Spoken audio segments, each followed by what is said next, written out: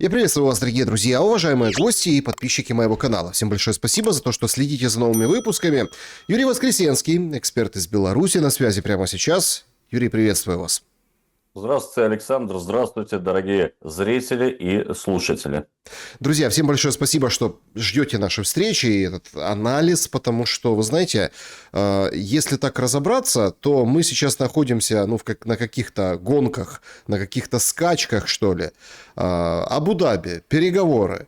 И вот, пожалуйста, как бы обстрел по Киеву, по Киевской области прошлой ночью. И все четко и Харьков, конечно, тоже был большой удар. И все четко подводит нас к тому, что, в принципе, второй день в Абу-Даби может быть демарш. Потому что, ну вот смотрите, мы тут на переговорах, а вот такие обстрелы. И складывается картина такая, что кто-то этим управляет. Начать я хочу именно с этого. Кто сейчас управляет вот этим процессом, если мы соглашаемся, что все идет к завершению войны? Мгм. Ну, вначале хотел бы сделать уточнение касаемо нашего предыдущего эфира. Наши бдительные комментаторы сделали поправку в том стихотворении, которое я приводил, что это не Валамов, а Галич. Ну, просто читаю сейчас, перечитываю вот Валамова. Вот. И, конечно же, стихотворение Бракума – это Галич. То есть спасибо огромное нашим комментаторам. Вот. Дальше в комментариях часто интересуются национальным составом ваших спикеров, в частности меня, ну, каким-то, значит, в разрезе национальной. Но хочу тоже в рамках этого ответа сказать, что если брать вот по генетике, у меня 50% белорусской крови, 40% русской и 10% украинской. То есть я самый что ни на есть сын наших трех народов. Единственного государства цивилизации. По поводу управляет, вот вы как раз сказали, Александр, я как раз дочитал одну тоже интересную книжку, вот рекомендую и вам, и зрителям, кто вообще управляет всеми, происходящими событиями на планете Земля. Поэтому понятно, очевидно, что мы являемся свидетелями какого-то более широкого замысла. И что вызывает определенный дискомфорт, этот замысел не всем до конца ясен. Хоть прообраз его уже мы увидели в выступлении президента США в Давосе. А когда замысел не совсем ясен, не совсем точно можно делать прогнозы, в том числе по мирному урегулированию. Потому что если тем, кто управляет нашей планетой и расставляет фигуры на шахматной доске, если им не нужен мир, то его и не будет. Никто наши народы, которым мир как раз таки нужен, и русским, и украинцам, и белорусам, всем нашим комментаторам, всем нашим экспертам, никто нас спрашивать не будет. И с учетом опыта, прежде всего, британской разведки, вы знаете, как это легко срываются любые переговоры. Любые. Вот. Это очень важно понимать для каких-то прогнозов. Мне кажется, что все равно вот эти замыслы можно, по крайней мере, поставить им заслон, если бы была воля политического класса. То есть, условно говоря же, Зеленский, он очень упертый человек. Вот если бы он также упирался не в продолжение войны, а в заключение мира, то, может быть, и результат был другой, даже несмотря на то, что он не является суверенным политиком и выполняет все-таки волю своих, прежде всего, британских союзников. Поэтому сложно прогнозировать какой-то результат от этих переговоров в Абу-Даби. В целом, могу сказать точно, что война продолжится. Мы обсуждали это раньше. В 26 году все бюджеты сверстаны, оружие продолжает идти. Значит, перелома коренного такого с поломкой хребта украинской армии, его нету.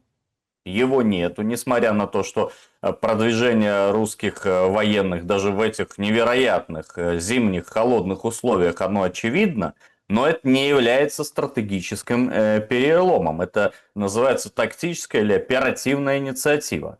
Вот, соответственно, даже в таком режиме, даже без отсутствия финансов со стороны Соединенных Штатов Америки, но украинская армия как минимум 26 год может продержаться. Поэтому мне кажется, что перелома никакого в сторону мира не будет.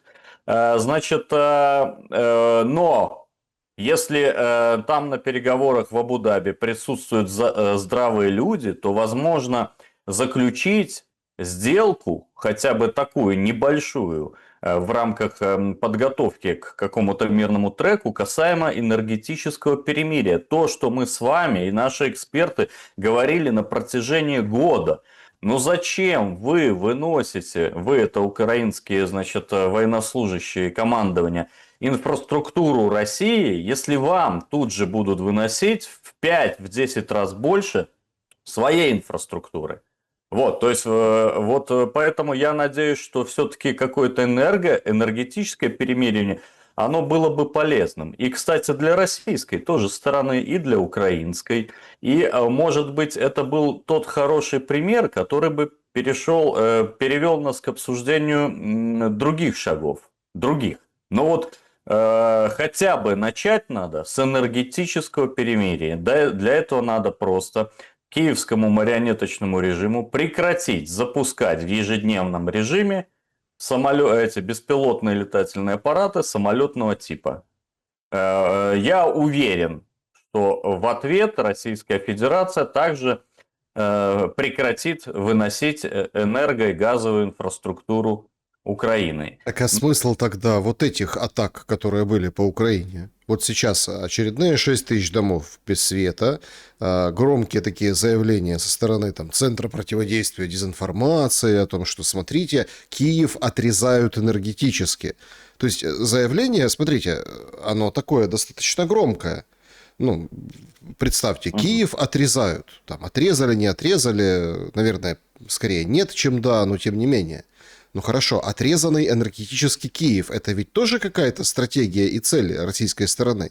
Я почему вот это вот, собственно, ну как бы с Абу-Даби и начал, потому что действительно вы правы.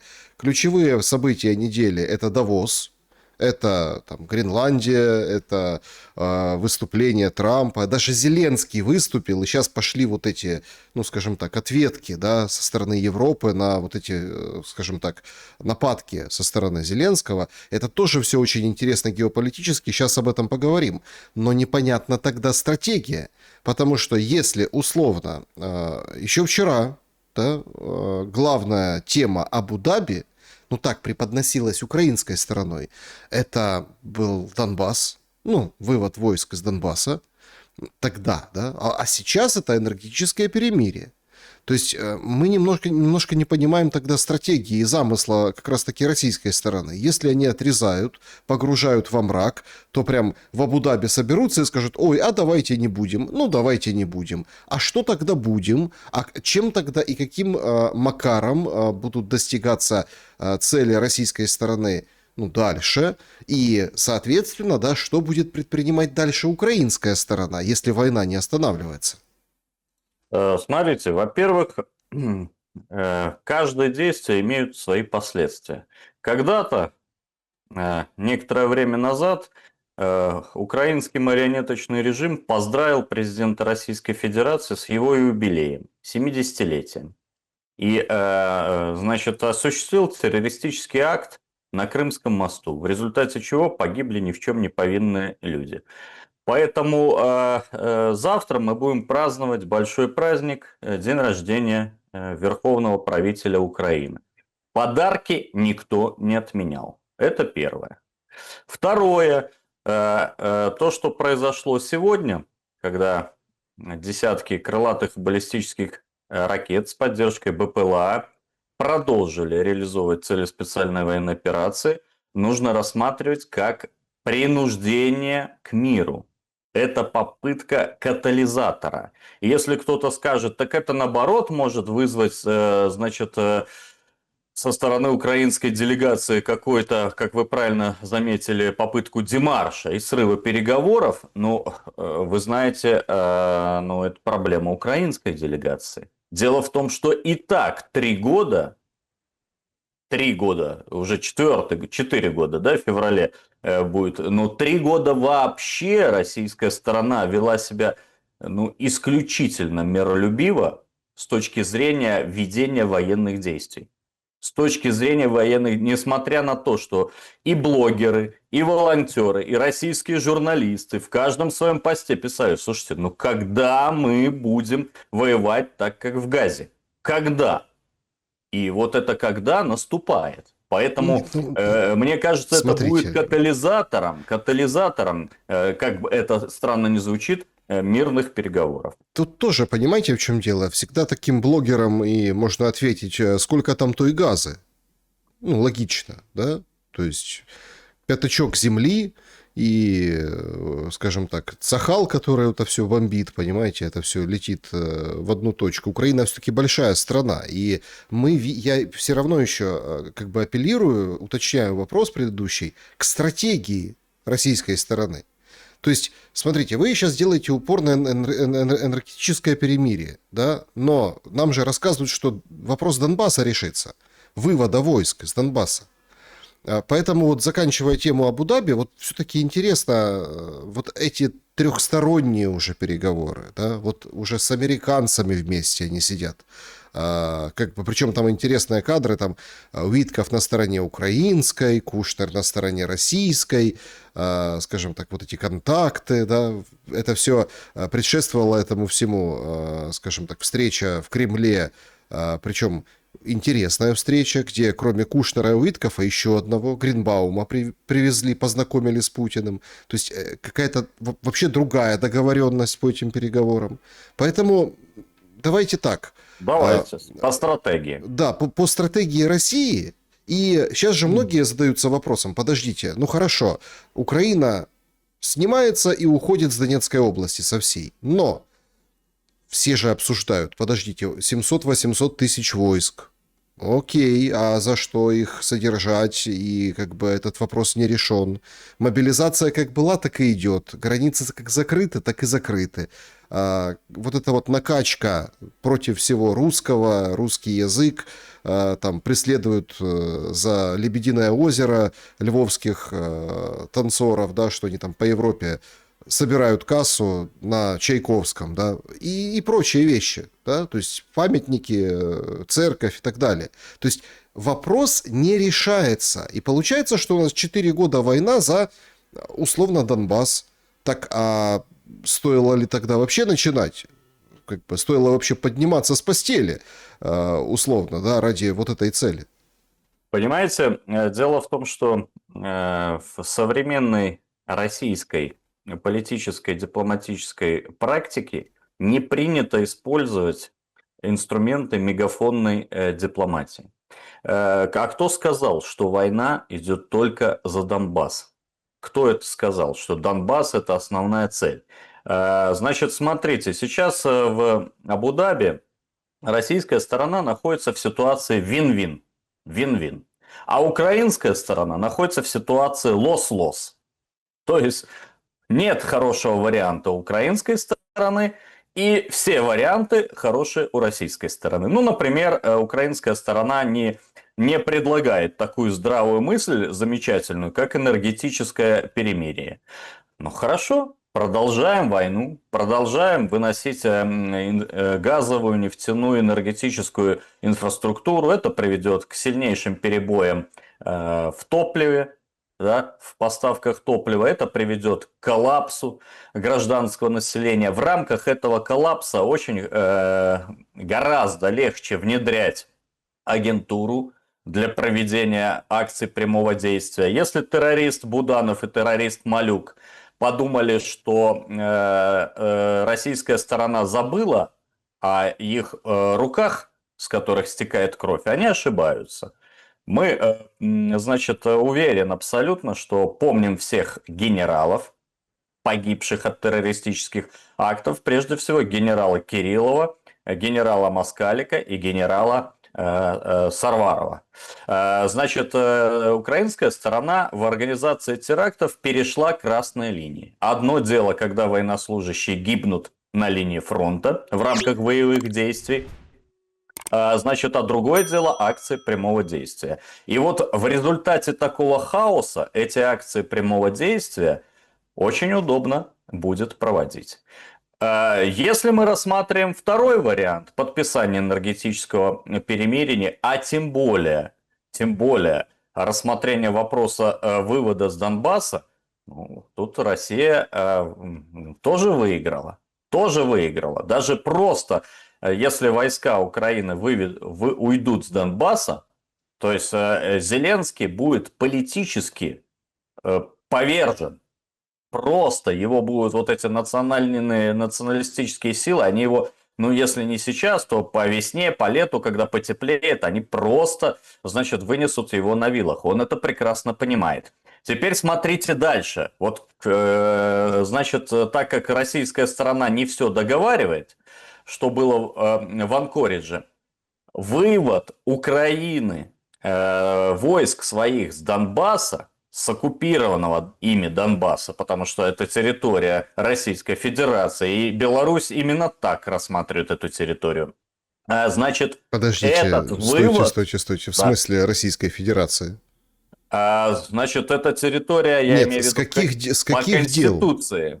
По Конституции. Нет, так подождите, тогда у нас двойные стандарты. По Конституции России и Херсон тоже территория Российской Федерации. Но о нем речи никто не ведет. И все говорят, значит, стоим, где стоим, а вот здесь мы должны вот так. Вот смотрите, дополнение, Александр. Вот я к чему и веду.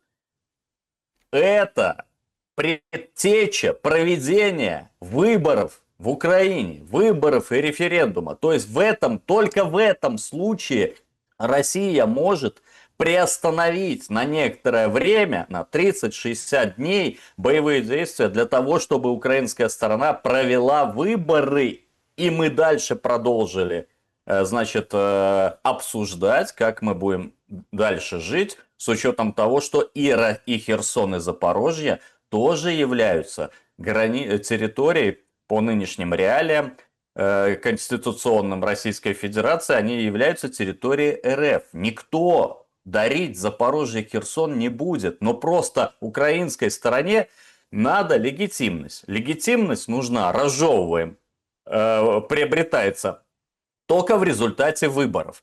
Выборы проводятся только в результате отмены военного положения. Военное положение может отмениться, когда прекратятся боевые действия.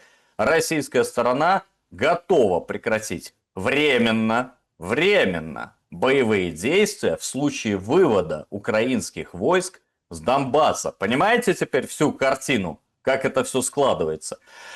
Для того, чтобы, значит, Зеленский или кто-то там, другая политическая сила получила эту легитимность, и мы дальше продолжали, как мы будем реализовывать, выполнять и подходить к единому знаменателю. Вот о чем идет речь. То есть никто, если кто-то думает, что с Донбасса уходят украинские, значит, военнослужащие, и все, тут мир подписываем.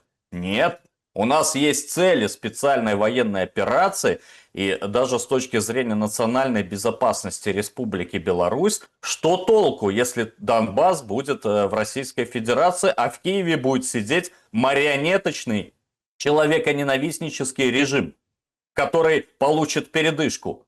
Толку никакого нет. У нас, извините, есть цели: демилитаризация и денацификация. И мы будем добиваться вместе с Российской Федерацией, значит, выполнения этих целей. Вот и все, вот и вся математика. Украине надо выборы. На это и Трамп, если вы помните, год назад говорил, он обозвал Зеленского диктатором. Вот и все. И американцы через своих политических девелоперов попросили ключ к этой задачке. И российская сторона предоставила ключ. Выходите с Донбасса, тогда, значит, режим устанавливаем тишины. Тогда вы проведете выборы и продолжим дальше. 26-й год весь пройдет под знаком войны. Никакого глобального мирного перемирия не будет. Но такое тактическое, оно возможно. Вот что происходит, понимаете? Значит, в Давосе Зеленский Беларусь вспоминал. Говорит, Спасибо. вы вообще в своем уме, европейцы? Вот Орешник уже в Беларуси смотрит и прицеливается на каждую страну, и ну, это потому, что проиграл народ в 2020 году. Интересно другое. Смотрите, сейчас уже потихоньку на эту речь Зеленского дают ответы. Урсула робко, ну, там, пораскинула цифрами.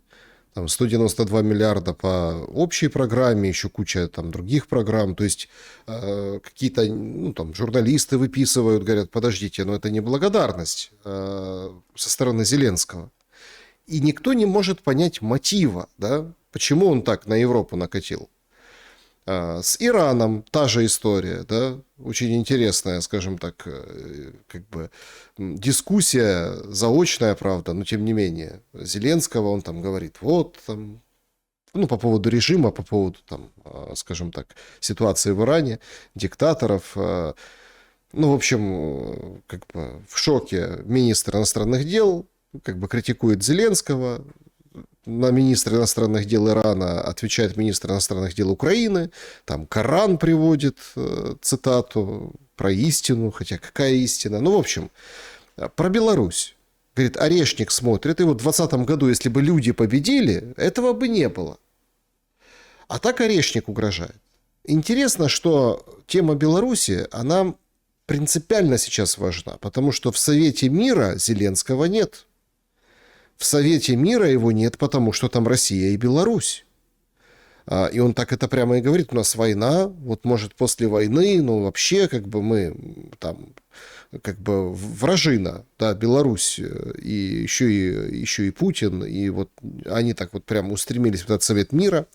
Ну и его друзья-глобалисты, Мерц говорит, я сначала пойду, а потом говорит, не-не-не, не пойду, потому что, видимо, знаете, Британия, наверное, отказалась, или там другие страны.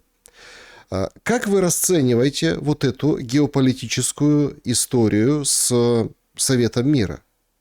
Значит, во-первых, да, миллиард, он есть или его нет? Лукашенко говорит, нет. Там Путин говорит, да вот возьмите там из замороженных активов. Во-вторых, на самом деле, что меняет этот Совет мира в понимании, внимание, украинских итогов войны? Украинских. Потому что этот Совет мира создан для Газы. Там Кушнер слайды показывал о том, что смотрите, как мы их отстроим, вот эти все квадратные метры, да, газа, и какой-то там будет рай на земле. Но все же понимают, что Совет мира, он включен и в урегулирование российско-украинского противостояния. Ну, начнем с первого. Речь Зеленского касаемо Беларуси. В Беларуси восприняли крайне негативно. Потому что мы прекрасно понимали, что в 2020 году, если бы произошла попытка конституционного переворота, то мы бы были первые. Мы бы были первые, а не Украина. Кого бы кинули в пожар войны, в пожар противостояния искусственного с Российской Федерацией. Это сейчас все понимают. И несмотря на то, что да, под воздействием эмоций выходили действительно люди на улицу, впервые вышел этот протест за рамки вот такого оппозиционного гетто, да, то есть, потому что выходили-то всегда, но выходили и поддерживали оппозицию не более 10%. Ну, впервые так сложились обстоятельства, что вышли за пределы этого оппозиционного гетто. Но слава богу, в том числе благодаря жесткой позиции президента Беларуси, который не сбежал в Ростов, и белорусских силовиков страну удалось спасти. Кто-то пострадал, конечно, кто-то пострадал случайно, так всегда бывает. Но в целом сейчас единый политический консенсус в Беларуси заключается в том, что слава богу, что мы не втянулись в противостояние с Россией. И в 2020 году государство выстояло. тем самым обеспечив и суверенитет и независимость Республики Беларусь. Поэтому вот это не первый раз кусание Беларуси Зеленским, ему нужно было просто, знаете, для какой-то дополнительной аргументации. То есть он вот перечислял и Гренландию, и Беларусь, и Орешник.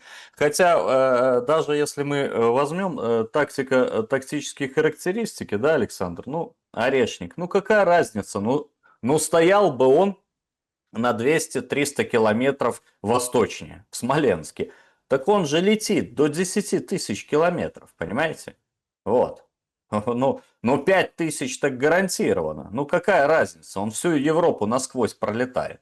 То есть это не является какой-то принципиальным моментом с точки зрения угрозы европейской безопасности. Это принципиальный момент для защиты белорусской национальной безопасности. То есть вот у нас тактическое ядерное оружие, вот у нас орешник.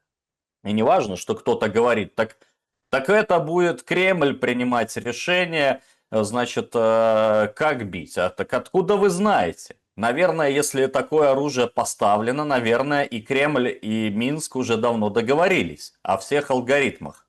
Вот. И о всех процедурах применения этого орешника. И наверняка такой красной линией считается переход государственной границы Беларуси. Поэтому касаемо нападок на Беларусь Зеленского, это, во-первых, некрасиво, во-вторых, это расценивают крайне негативно у нас, ну и в-третьих, это, может быть, в нем говорит какая-то боль, что он не удержал свою страну от войны, а мы свою страну удержали. И сейчас переходим к вашему второму вопросу.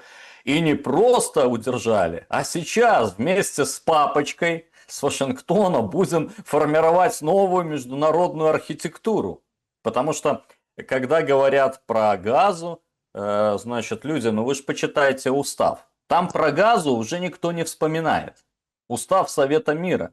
Это влиятельная международная организация, которая в перспективе сможет заменить ООН.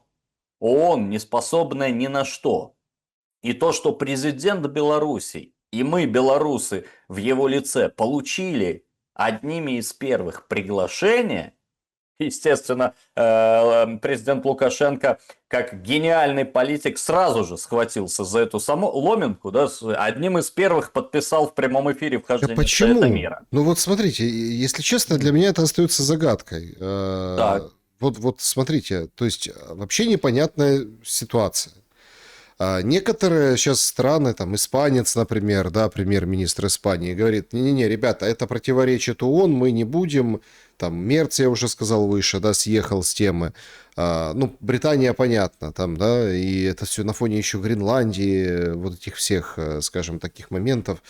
Но Лукашенко вообще чуть ли не единственный, который под камеры как бы завел малосуществующий, вообще понятный, да, проект Совет мира в свое законодательство своим распоряжением, что все как бы законы внутри Беларуси будут согласовываться, или как, ну, в общем, да, ну, не то, что он там выше решения Совета мира, но будут учитываться решения Совета мира во внутреннем законодательстве. Тут, понимаете, тут же как бы что пытаются делать в прессе? Они пытаются сказать, что там, смотрите, Санчес не пошел, там, премьер Бельгии не пошел, Макрон там Мерц отозвал. То есть персоналии. То есть, а вот он Путина позвал, а вот тут еще... Нет, ребята, это про страны, это не про конкретных лидеров. смотрите, мы в прямом эфире, президент подписал все документы о присоединении к Совету мира. У нас по Конституции примат национального законодательства, а не международного. Это не значит, что мы будем исполнять его решения. Но дело в том, что в той современной архитектуре, значит, которая фактически разрушилась, да, то есть можно сказать, что юридически и фактически она разрушилась еще раньше, еще, знаете, со времен, значит, незаконного расчленения Югославии и признания независимости Косово. Мы, кстати, тогда говорили, что это ящик Пандоры. Он впервые с 1945 года пересмотр отчуждения чужой сербской территории на тот момент по международному праву. Вы зря это делаете. Но Запад пошел на этот беспрецедентный акт. И фактически Ялтинско-Потсдамская система, она была в стадии упадка, она разрушалась. А уже юридически Трамп поставил финальную точку с подписанием этого Совета мира. Поэтому, если формируется новая система, почему бы там нам не поучаствовать? Это не значит, что мы будем целовать сапоги папочки, как целовали в Давосе. Понимаете? Ведь Лукашенко, Путин, там, значит, другие политики, которых позвали в Совет мира, они ведут нормальную дискуссию. Ну, например, вот вспомните, как только США провело беспрецедентную операцию, нарушающую все нормы международного права в Венесуэле, Лукашенко сразу же в своем официальном канале большими буквами написал, что я осуждаю этот акт захвата президента независимого государства. То же самое касаемо иранской авантюры, когда США пытались там, значит, добавить бензина в канистру, да, в огонь, раскачать ситуацию, Лукашенко также, и наш МИД заявил, мы категорически осуждаем эти действия. Но хорошие идеи Трампа, почему бы не поддержать? В этом и есть политика. И что понимаете? хорошего? Подождите, давайте подумаем, что хорошего. Ну, хорошего, что он топчется как слон в посудной лавке по всем своим союзникам, соответственно, ослабляет их. Хорошее, что он забирает себе Гренландию. Это бумеранг. Особенно высший пилотаж в том, что он забирает Гренландию у мерзкой страны под названием Дания, которая первая и больше всего, если брать удельный вес, спонсировала украинский нацистский режим. Дания передала даже все свои самолеты украинским нацистам. Вот и получаете в ответ, значит, слона в посудной лавке. Хорошо, что все европейцы, это ж не только мы, это европейские журналисты, блогеры, несмотря на тотальную там цензуру, ведущие подкастов, они смотрят, что происходит в Давосе, они все в шоке. Вот вы вспомните слова, значит, Гэвина Ньюсома, да, губернатора Калифорнии. Он говорит, я когда смотрел заседание в Давосе и эти все последующие выступления, меня охватил ужас, до какой степени деградации дошли мировые лидеры. И, значит, Гэвин Ньюсом сказал, что им впору покупать наколенники. Представляете? Это тот человек, который будет выдвинут, скорее всего, значит, как единый кандидат от Демократической партии США. Он говорит, им наколенники надо покупать. Они превратились в политических куколдов. Это уже не он говорит, это уже часть я добавляю. Понимаете, над ними все смеются. Пришел Трамп, унижает, обливает, топчет. Они встают, аплодируют. Приходит Зеленский, унижает, топчет. Он же содержанец вас. Вы его все спонсируете.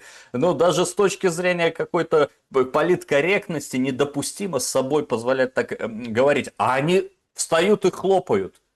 Приходит, значит, выступает премьер-министр Канады, говорит противоположное.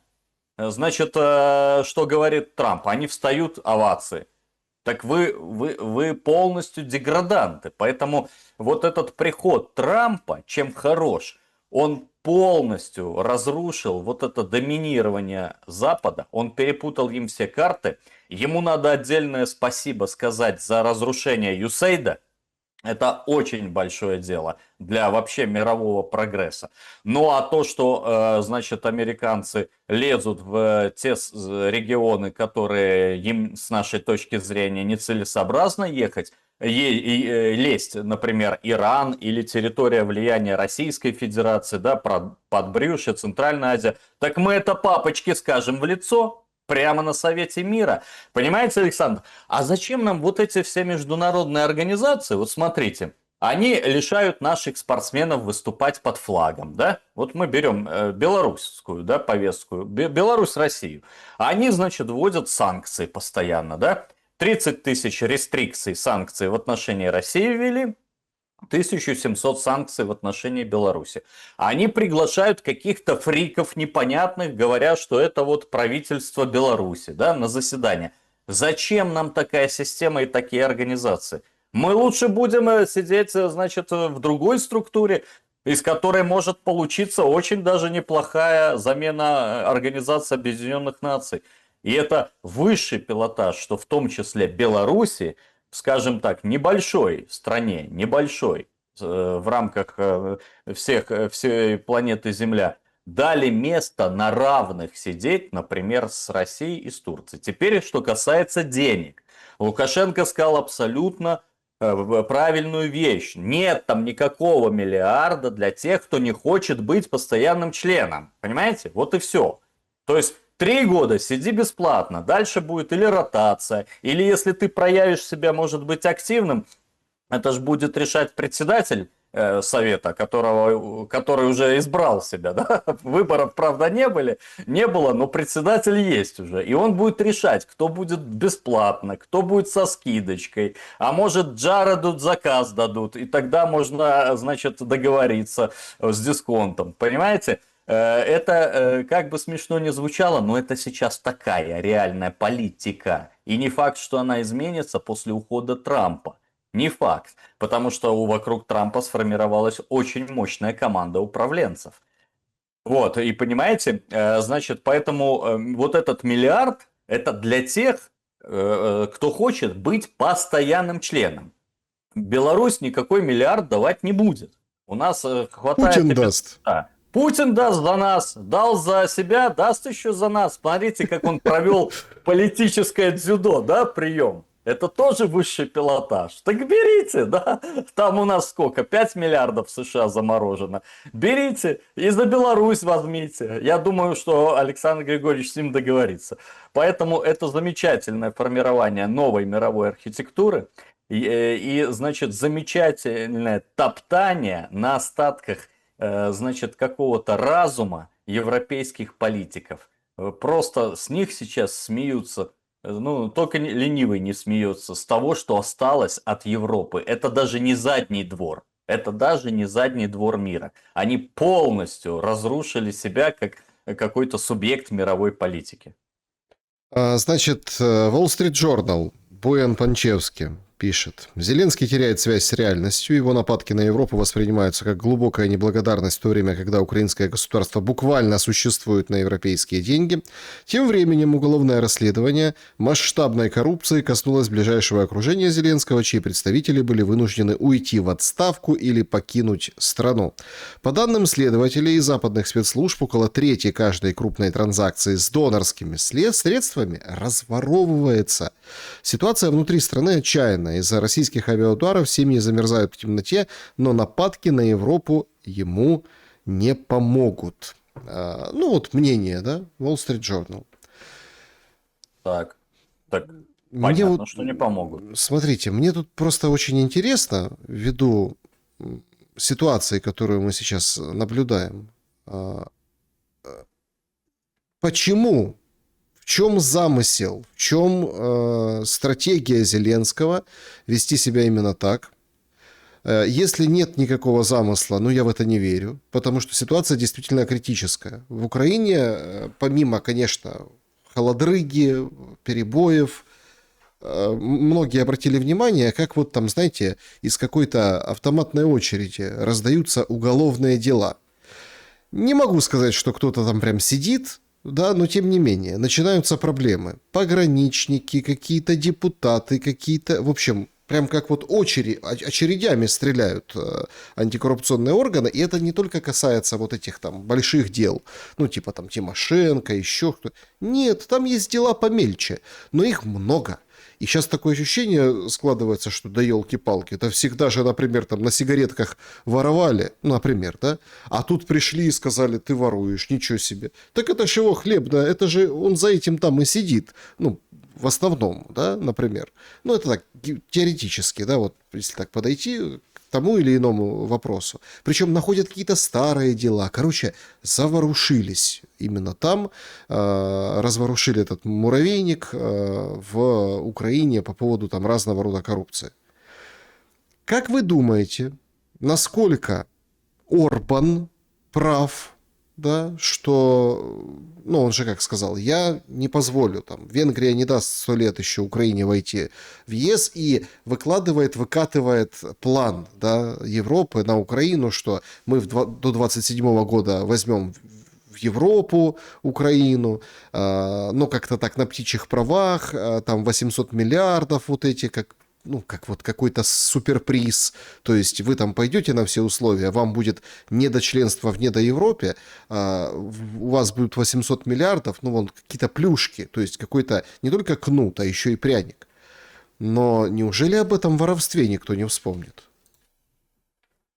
Об этом воровстве в любом случае вспомнит. Та власть, которую м, наградит легитимностью украинский народ. Я в этом уверен. Что рано или поздно вообще вот эти все деньги, которые они вывели из бюджета страны, они им счастья не принесут вот этому политическому классу этих ничтожных людишек, которые сейчас сидят в Раде и в правительстве Украины. Вот. Кстати, обратите внимание на размер, объем вообще воровства. Янукович со своими страусами там рядом даже не стоял. То есть любого берут, любого, значит, хапугу с ТЦК, с ветврача с комиссии, этого медврача с комиссии. Слушайте, все, тумбочки, диваны, матрасы, все в долларах. Поэтому, значит, то, что сейчас Европа не так активно обращает на это внимание, понимаете, они же понимают, что если мы еще будем со своей стороны тоже резать этот сук, то вообще мы будем, ну, просто украинский режим падет. Когда украинский режим падет, и европейские избиратели станут задавать вопросы, а что это было, зачем вы давали деньги? Поэтому Европе сейчас важно, значит, чтобы украинский режим как можно дольше посуществовал, чтобы потом как-то с этой всей коррупционной составляющей разбираться. Но что с ней будут разбираться, это точно, когда война уйдет, пусть через 5, через 10 лет. Я уверен, что в том числе украинская власть будет разбираться со всеми украденными ресурсами. А это, знаете, Александр же, деньги особо не спрячешь, да? Ну, хорошо, ты завел там на криптобиржу, да, ну, там Миндич какой-нибудь условный, да, или там подельники Зеленского, вот там кумы его, какие-то сваты, уже столько сортов этих зеленых воров, что я в них запутался. Слушайте, ну берется по красному ордеру Интерпола, садится в камеру и говорится, по нашим данным, ты украл из Украины 300 миллионов долларов. Пока ты не вернешь, ты не выйдешь. Вот и все. Это белорусская методика, которая покончила с коррупцией в начале 2000-х годов.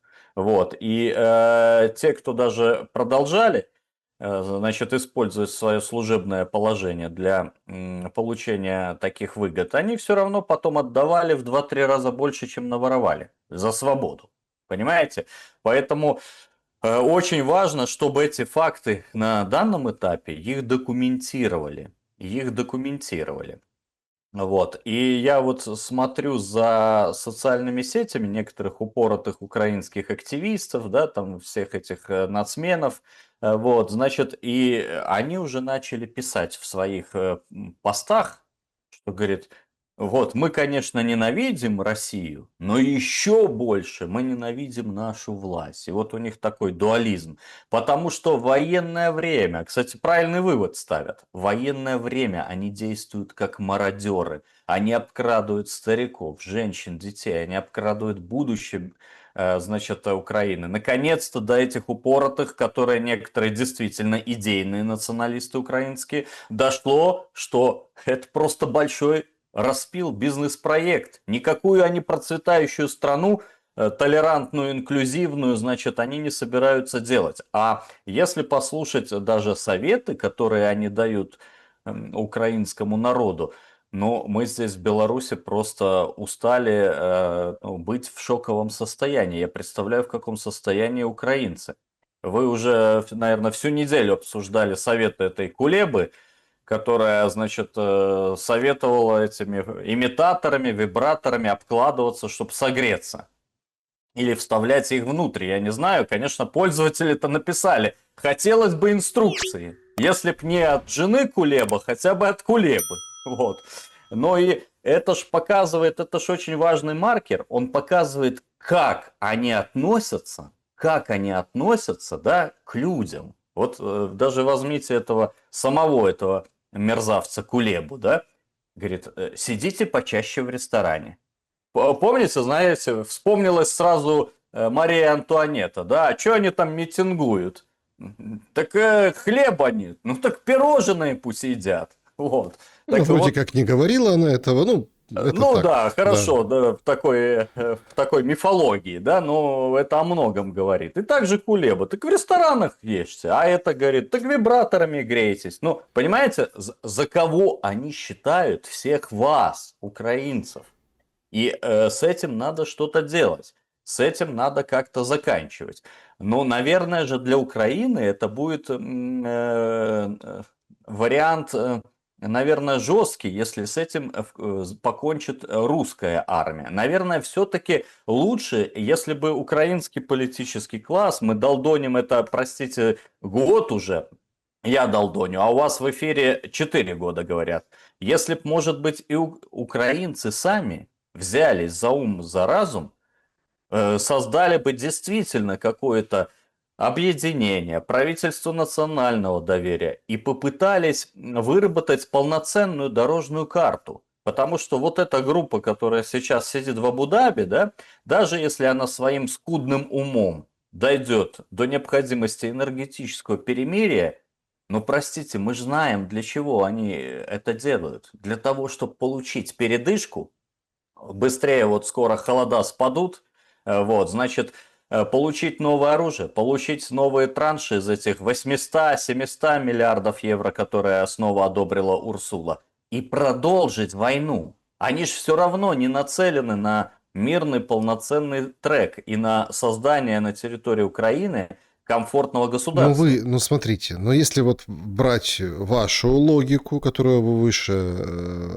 ну, как бы разложили, то все идет к тому, что будет некий, ну, там, уход из Донбасса, потом некая пауза, перевыборы, Да, референдум, да. и вот потом уже дальше будет, ну, народ уже должен проголосовать, будет война, не будет войны, но тут как раз включится этот механизм, что вот вам еще и как бы пряники, поэтому смотрите там.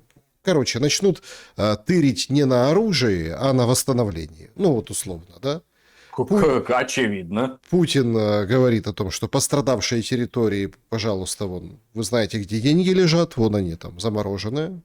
Уже некоторые это окрестили репарациями, ну, типа, то есть Донбасс, репарации, то есть Путин проиграл, ну, мы это видим. Но параллельно с этим, с вот этими мнениями, есть же другой посыл, и он очень важный сейчас. Так а кто вместо? Сейчас показывают Буданова, и, ну, кстати, есть кардинальные отличия. Я не могу сказать, что я согласен с этим, да? Но есть и такие прям элементы какого-то там, да, сходства определенного. Показывают фотографии молодого Путина и молодого Буданова. Ну, мол, тоже из спецслужб, да? Мол, смотрите, сейчас вот вам он покрутится в офисе президента, да, его там уже Трампу представил Зеленский, смеется. Там фотографию, правда, выставили так себе, не очень хорошую, как бы посмеяться. Ну, еще раз, я всем объясняю, пресс-служба, фотограф, у него фотоаппарат, он нажимает кнопку, там 10 снимков. Они сами выбирают там ракурс, еще что-то. То есть это исключительно, мне кажется, офисное, чтобы поржать над Будановым, выставили его такую кланяющуюся фотографию. Но, тем не менее, да, вот как бы уже ходят такие слухи, что Зеленский, он сейчас там отвечал на какой-то вопрос, ему там говорят, вот, молодежь спрашивает, что будет через 20 лет, а он возьми, скажи, я не буду с вами через 20 лет, у вас будет другой гарант, типа, будущего. Ну, типа, что, я уйду. Так хорошо, а кто вместо? Буданова готовят или не готовят? Что вы думаете по поводу этой дорожки, по которой в свое время пошла Россия, да, когда из недр КГБ сначала, ну, собственно, выдвинули премьер-министра Путина, я просто напоминаю, просто все уже забыли, он президент и президент, да? Он был дважды премьер-министром при Ельцине, а потом, когда они рокировку делали с Медведевым.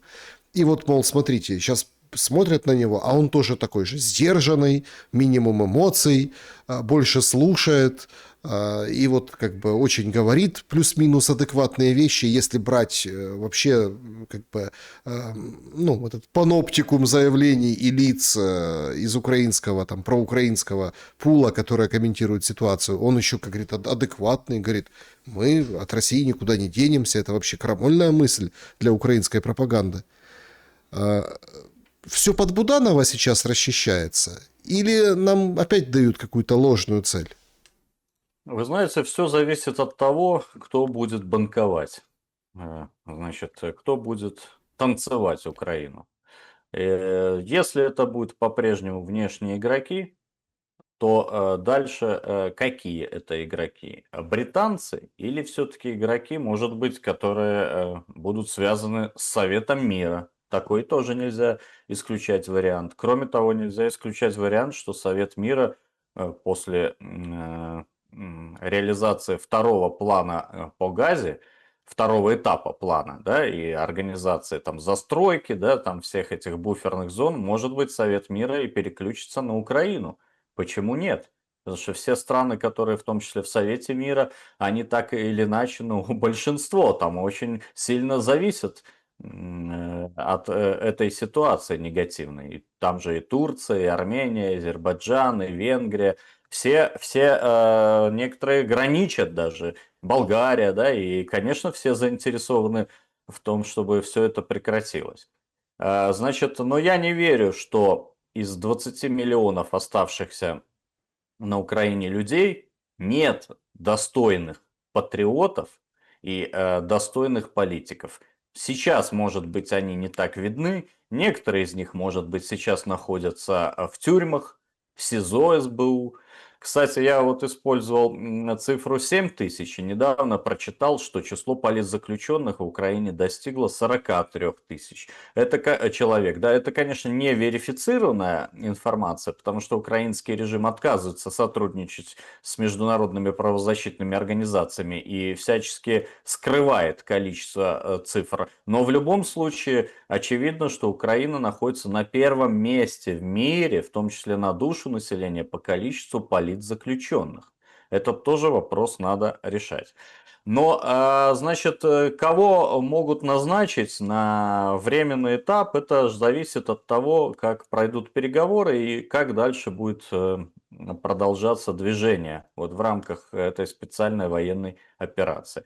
Как я вам и зрителям объяснил, что освобождение Донбасса добровольное, да, значит, предполагает временное прекращение огня для проведения выборов и референдумов. Дальше же, когда Россия добивается своих целей и выходит на территориальные границы и Херсонщины, и Запорожщины, и Донбасщины, мы не забываем, что создается буферная зона.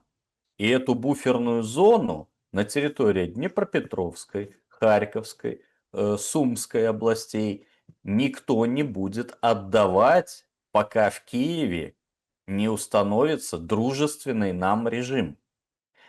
Более того, если Киев, даже вот вышли русская армия, значит, на границе, и Киев продолжает свою, так сказать, шарманку о том, что у нас будет армия 800 тысяч, мы вступим в НАТО, бла-бла-бла, значит, у нас будет базы Макрона и Стармера. Нет, мы в Стамбуле предложили армию 85 тысяч человек, плюс 15 тысяч Нацгвардия. Вы сказали нет, 100 тысяч нам мало, мы хотим 200 тысяч там. Ну, значит, берем посередине какую-то цифру и договариваемся. Но если вы хотите 800 тысяч, значит, мы будем дальше расширять буферную зону, и русская армия дальше будет думать в том числе, значит, о возможности и необходимости установления дружественного режима своими силами, чтобы помочь украинцам, в том числе в интересах тех 5 миллионов, как минимум, человек, граждан Украины, которые находятся на территории России и Беларуси. Вот что будет. Мы обозначили свои позиции, я говорю, потому что в рамках союзного государства у нас идентичная внешняя политика с Россией. Все эти, значит, обозначено в заявлении Рябкова, в ультиматуме, в Стамбуле плюс, значит, в речи Путина. Мы не позволим здесь находиться русскому, антибелорусскому режиму. Исходя из этого, надо и прогнозировать. Если Буданов вдруг, ну, знаете, бывает всякое в жизни просветление. Я после террориста Аль-Джулани уже ничему не удивляюсь. Человек резал голову, а сейчас лидер демократической Сирии, да, в костюме ходят и с Трампом друг друга обмачивают духами. Опырскивают, извиняюсь. Вот, значит, кстати, непонятно, почему его не позвали в Совет мира. Я думаю, мы поднимем этот вопрос на ближайшем заседании. Так вот, если Буданов перерастет штанишки террориста и станет государственным деятелем, государственным, да, государственником, украинским патриотом. А вот давайте мы с вами представим, мы с вами украинские патриоты, да? Ну все ж очевидно, как белый лист бумаги. Нам надо со всеми дружить, нам надо со всеми торговать. Значит, нам не нужны лишние расходы на армию, будем лучше тратить на медицину, инновации, наукоемкость промышленности, да? Значит, мы будем развивать шикарные кластеры в Черном море, да? То есть, зачем нам это все? Вот мы украинские патриоты. Если Буданов дойдет до такой степени, значит, государственного мышления, почему и нет? Несмотря на то, что я его считаю, вы знаете, что самым законченным последним террористом, но если его вот это какую-то возможную легитимность признает и ведущие игроки, Россия и США, то могут быть и такие быть метаморфозы. То есть сейчас вот, несмотря на то, что партию-то вот эти люди, которые управляют миром, да, вот они эту партию написали, но они ж не, у них же тоже осечки бывают постоянно. Поэтому могут произойти абсолютно любые метаморфозы. Вот может даже быть военный переворот. Может быть, и вот представьте, военный переворот, и Буданов говорит, а я вот нацелен на мирное урегулирование. Слушайте, и у Трампа гора с плеч. Он уже девятую войну, да, значит, выиграл. И у России нормальный вариант. И у Беларуси, да, то есть если это искренне будет вот такое желание. Но шанс этого крайне минимален, крайне минимален, какие-то доли процентов. Скорее всего, война продолжится, и самое печальное, что Европа готовится к войне. Дело в том, что в своем плане пятилетнем они заложили строительство 350 предприятий ВПК. И, допустим, та же Литва, которая не построила за 30 лет ни одного дома для военнослужащих, дома ни одного панельного, она только за последние 3 года построила 3 военных городка, каждый на 1000 человек, стандарт натовской бригады. Вот, значит, а сейчас заложили, вот мы открываем школы, больницы, объекты социального, спортивного здравоохранения, сооружения, да, культурного плана. Пенсии, кстати, в Беларуси поднимаем на 10%. У нас 2,5 миллиона пенсионеров. Здесь с 1 февраля поднимаются всем пенсии. А Литва тратит на что деньги? Они с Науседой, значит, копали землю под строительство завода по производству снарядов. А снаряды ж надо куда-то, чтобы дальше производить. И люди были загружены. Надо ж их куда-то реализовывать. А реализуются они только в результате военных действий. Сейчас Литва начала строить у нашей границы полигон. Для того, чтобы оперативно контролировать Сувалковский коридор. Вот эти все составляющие показывают и говорят нам о том, что все-таки партия войны пока еще очень сильна. И пока мы будем насыщать силой, мощью, энергией Совет мира, они еще будут, знаете, так брыкаться и сопротивляться. Но в конечном итоге мы еще посмотрим, кто кого. Генеральное сражение на мировой вот этой арене, оно еще не проиграно нами. Юрий Воскресенский был моим собеседником сегодня. Спасибо за время и мысли. Друзья, спасибо, что посмотрели это видео. Пожалуйста, напишите в комментариях, что думаете, с чем согласны, с чем нет. Всем добра и света. Увидимся.